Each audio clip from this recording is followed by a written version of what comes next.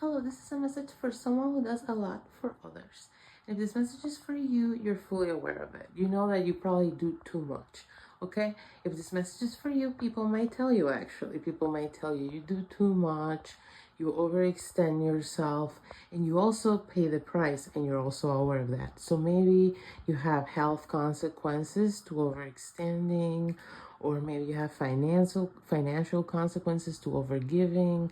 There's something here where you are well aware of the problem, but you don't know how to stop overgiving. Okay, it's something about some kind of people pleasing thing. Okay, so you might have grown up in a culture that told you that the way to be a good person is to have people like you.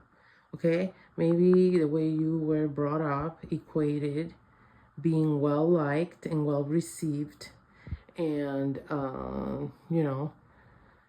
needed by the community around you as equaling being a good person.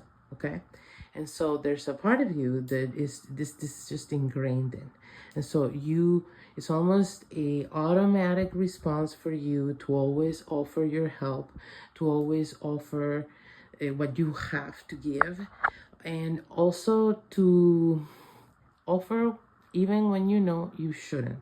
Okay, so you might have a history in the past where, say, you have X amount of money and you know you need it for X, Y, and Z, and you know that you could not spare more than D, and somebody asks you and you give them all of X. Okay, so even though you knew, you don't stick to your guns, even though the information was there, even though you were well aware, because emotionally in the moment it seems to trump this need to people please, this need to have people mirror back acceptance to you.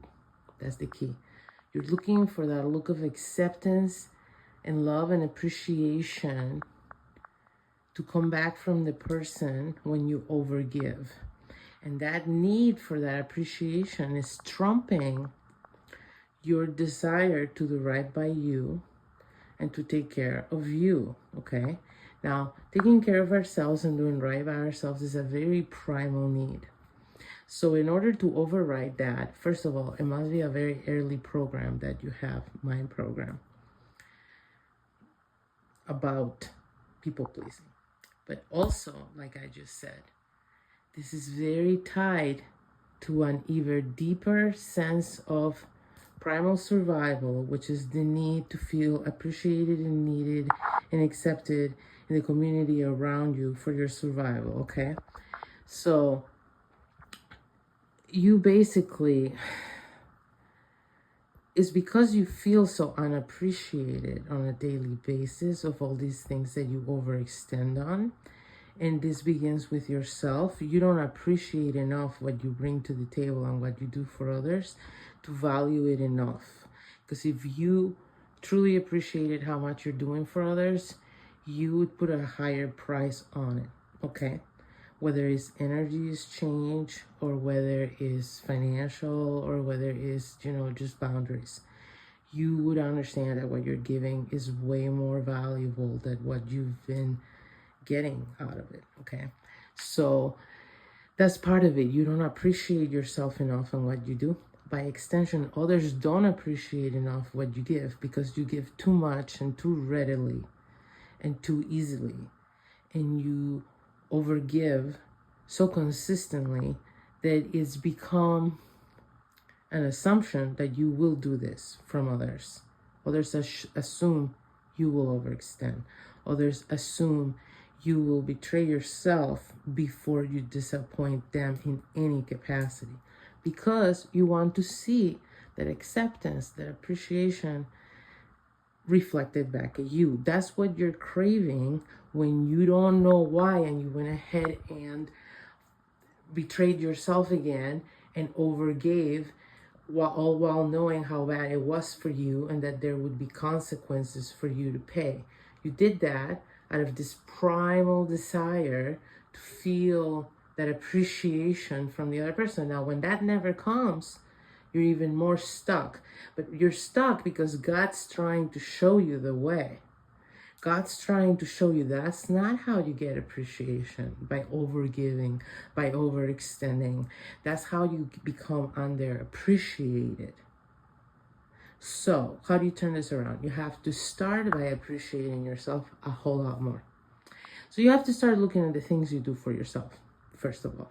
You have to start looking at, okay, so I do too much for so-and-so. How do I not do enough for me?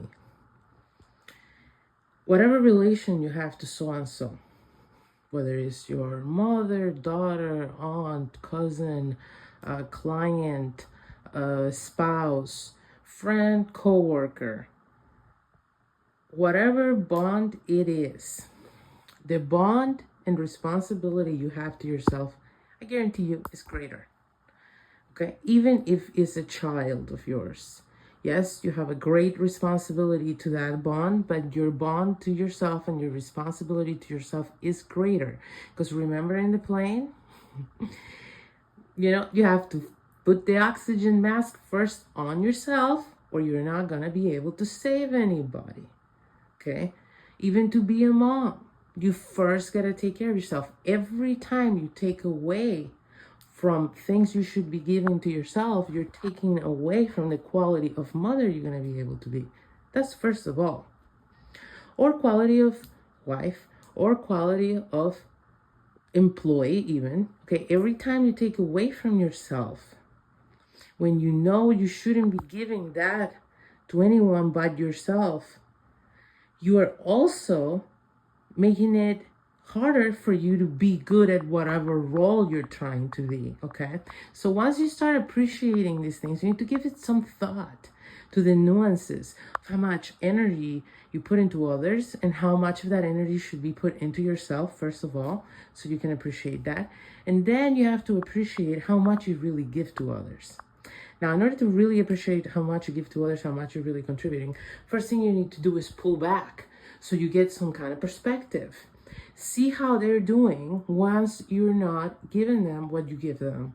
If there's no difference or they're doing better, that's a great sign that you need to stop giving them whatever you were giving them, because it was redundant and it could be better used elsewhere, starting with yourself and then following up with maybe someone else or something else. But if you notice they are doing much worse without your help, you can also start to appreciate how much what you do actually counts, you and them. Because when you remove that for a while, they will also see how much you actually bring to the table. Again, if they don't think you bring much to the table and you yourself can observe that it doesn't make much of a difference if you don't do what you were doing, they don't notice or you don't notice enough of a difference, and that is, as hard as it might be of a pill to swallow, that's excellent information. It means you shouldn't have been doing it in the first place, okay? If it doesn't make a difference in someone's life, your sacrifices and your sharing, you should not be giving it to them. It's detrimental to someone else that should be receiving it, starting with yourself, okay? So that's number one. Once you start really appreciating on every level what you bring to the table to yourself and others, once you start navigating your energy in a better, more balanced way in which what do they say? You fill the cup you pour from, okay? You can't pour onto someone else's cup from an empty cup yourself. Your cup has to be overflowing, like the Christians say, like my cup runneth over. Why does her cup runneth over? Because she's one with God and she's dedicated to tending to that relationship. That's why her cup runneth over. That's why she can share with others. Now, if you're going to share in a cup with a hole, that is wasted. Don't put it there. Or a cup that rejects your water, wasted. Don't put it there. You can put it in a plant and it will grow from you. Put it there. Okay? So hopefully that was helpful.